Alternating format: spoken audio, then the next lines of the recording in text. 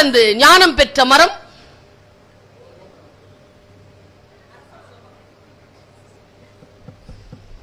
பல நேரங்களில் நமக்கு சில விஷயங்கள் புரியறதில்லை.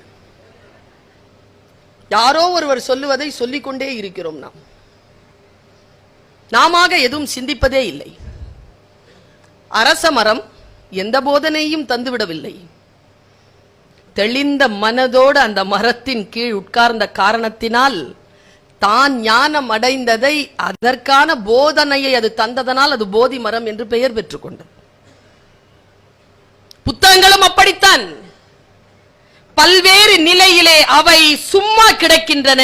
அவற்றின் பக்கம் போய் உட்கார்ந்தாலே நம்முடைய சிந்தனை தூண்டப்பட்டு அவை போதி மரங்களாக மாறுகின்றன. புத்தகங்கள் அப்படித்தான். ஒரு புத்தகம் அழிந்து கூட போகலாம், ஆனால் அதை வாசிப்பாளர்களிடம் விட்டுவிட்டு செல்லுகின்ற விழுதுகளும் வேர்களும் அடுத்த தலைமுறை நிமிர்ந்து பார்க்கக்கூடிய அளவிற்கு சிறப்பானவையாக இருக்கின்றன என்பதற்காக புத்தகத்தை நான் மரம் என்று சொன்னேன்.